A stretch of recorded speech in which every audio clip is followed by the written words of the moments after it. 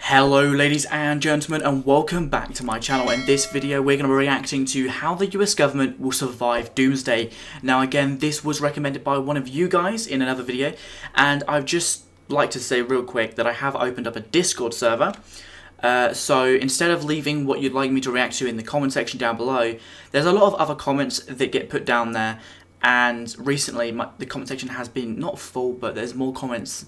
And it's a lot easier, guys. If you join the Discord, I actually have a separate channel in it called Reaction Suggestions, where you can go and link it down there, and it's just a lot quicker for me to do.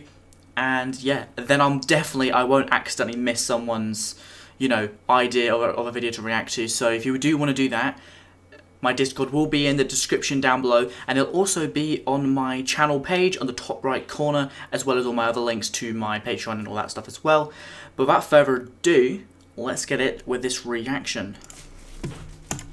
This video was made possible by Hover. Get 10% off your custom domain or email from Hover at hover.com/Wendover. Alright, when nuclear bombs obliterate the Earth, or a virus wipes out the human race, or robots push mankind out of existence, the US government believes that democracy should continue on. The country believes that even if the population of the US ceases to exist, the country should go on. Akin to its almost paranoid nature, the US government has a series of defined protocols on how to continue the country when the country is no longer. The continuity of government plans. You probably already know about part of these plans because you probably know about the US president's line of succession. If the president dies, there's a list of 17 people ranging all the way from the vice president down to the Secretary of Homeland Security who would take their place. With such a long list, the chances of the US going without a president are near none. The one time a year when the entire line gathers together, the State of the Union, one individual in the line of succession is appointed designated survivor to wait out in a bunker to run the government if the rest of it dies. Wow. But the line of succession is the basic stuff, the stuff people already know. What's far less known is the semi-secret protocols and places the government has spent billions of dollars and decades building. However, isn't there a place called Mount Weather? I swear there's a place called Mount Weather. Until just 60 or 70 years ago, the US felt it was untouchable. At no time in history had an enemy existed as relatively close to the US as during the Cold War. The US's foreign policy always kept in mind that an ocean separated it from its enemies, but with the invention of nuclear bombs, an enemy could go from declaring war on the US to toppling its government in a matter of hours. During these days, the US government... It's extremely scary and quite quick how things can go from bad to worse. It's horrific. Began actively preparing for Doomsday. There are 4 main bunkers from which the US government would run the country following a world-ending event. The Presidential Emergency Operations Center, Raven Rock Mountain Complex, Mount Weather Emergency Operations I heard of Mount Weather because I watch a series called The 100, and they go to Mount Weather Center, and the Cheyenne Mountain Complex. The president is the most important person to survive Doomsday, both for symbolic and logistical reasons. If a nuclear warhead is inbound to Washington, he or she would most likely evacuate downstairs from the White House into their underground bunker, but that's not guaranteed. During the Truman administration, the president refused to leave the Oval Office during what was believed to be an attack.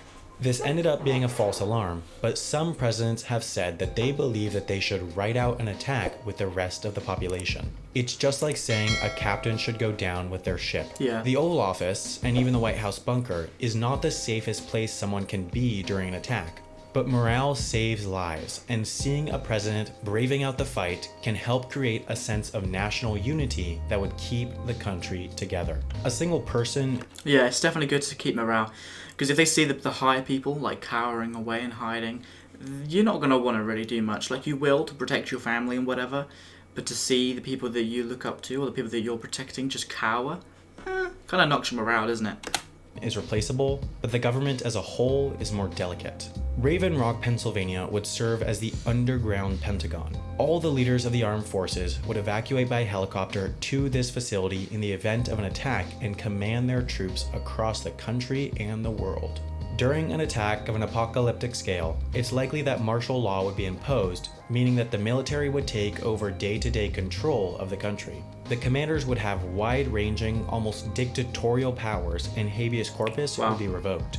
From distributing food to serving as law enforcement to keeping the lights on, the armed forces would truly work on the front lines of rebuilding a destroyed country.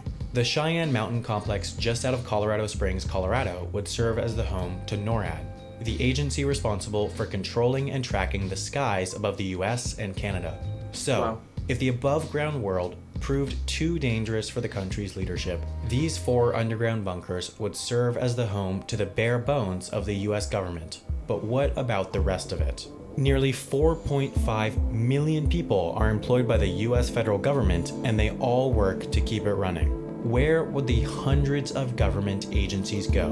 Well, nobody knows exactly, at least publicly, but we do know how they would relocate. You might have heard of the DEFCON system. I have, but this is very weird, but I've heard of DEFCON because I played a game called DEFCON, and it just gets massively worse each level.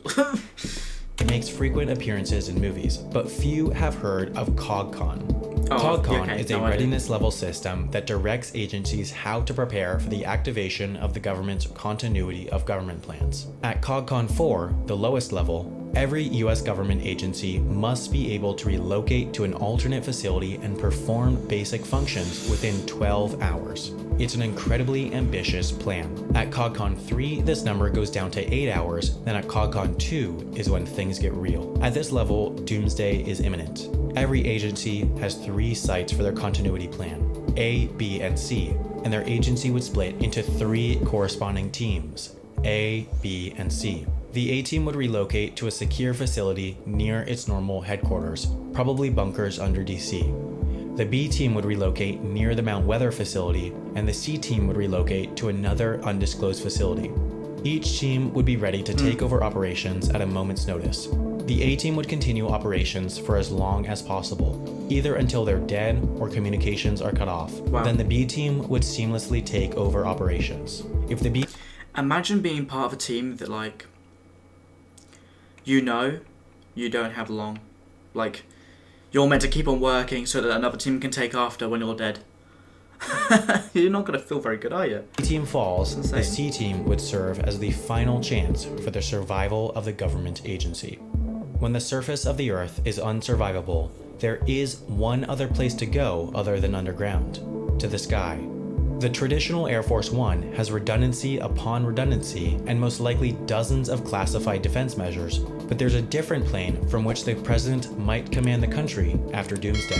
The Boeing E-4 Advanced Airborne Command Post. It became increasingly clear to leadership under the Carter administration that the bunkers would do little to protect against a direct nuclear strike. In fact, they would just concentrate the very individuals that the enemy would attack into a few holes in mountains. Surviving a nuclear blast while 7 miles above Earth, however, is far more conceivable.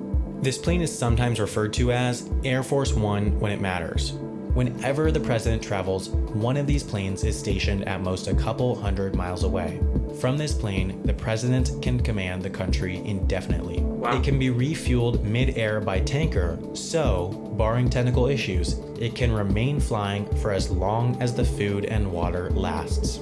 In a doomsday scenario, this plane could literally stay airborne for weeks at a time to keep the country's leadership safe. After Armageddon, the United States' goal would be to rebuild the ailing country with however many survivors remained. But how would the country continue as the same country when most everyone was dead? Because of the line of succession, the president could be an unknown, unelected official with a bare-bones government of just a few thousand people. So what's to say to a survivor in Texas or Oregon or Alaska that it's still the same country continuing on?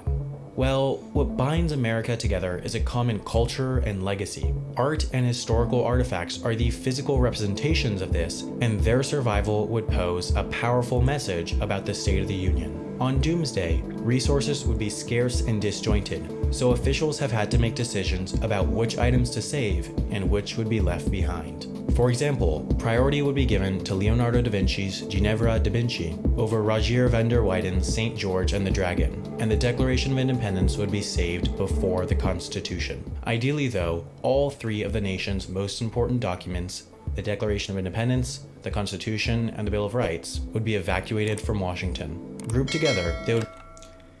That's crazy. I know they're very extremely important, but like even if they get lost or broken, they're still in place, aren't they?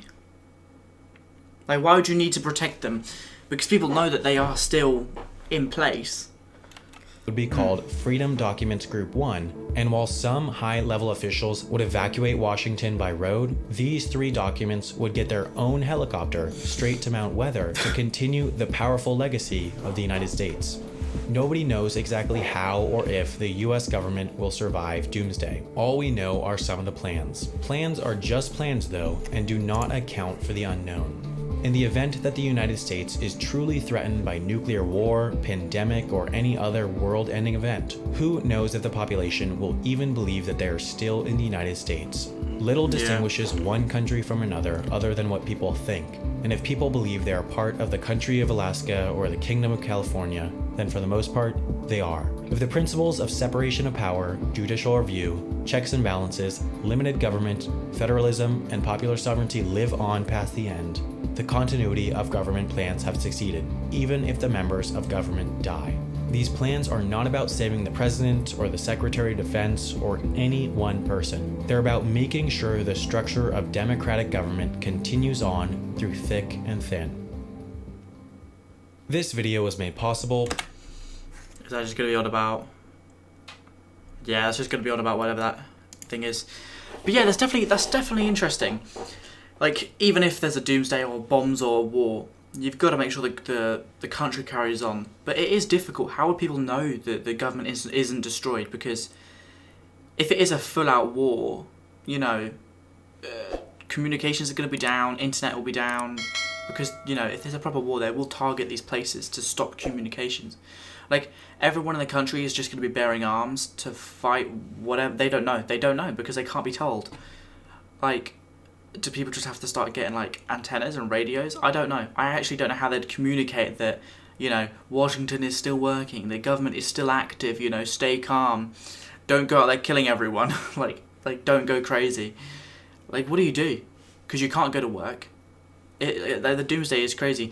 But I've also seen loads of videos of random citizens or rich people in America who buy bunkers and redo them, and they look insane. They look like very fancy houses, but underground, obviously. But some of them you wouldn't even know you're underground because they've got like televisions that play cameras from outside, so you feel like you're outside. It's really interesting. But yeah, I don't know, there's a lot of people in America that prepare for Doomsday. I haven't heard of it much over here in England. I know a couple of people that do prepare, but like, it isn't on the extreme level of American where they buy out abandoned bunkers and just completely redo them. It's insane. But yeah, I hope you guys enjoyed this video. If you did, don't forget to leave a like and a comment down below. And if you'd like to see more of this content, and if you do enjoy what I do, you can hit that subscribe button and a notification bell so you know exactly when I upload next, which at this point is every single day. Also guys, as I said at the beginning of the video, if you would like to suggest a video for me to react to or any ideas of a video, I do have a Discord that you can join. And also, it's not just that for joining the Discord, I will also be doing videos where I interact with people. So if you are part of the Discord, you will get a bit of a heads up on there. So it's definitely worth joining. And yeah, I hope you guys enjoyed this video, and I'll see you guys in the next video. Bye.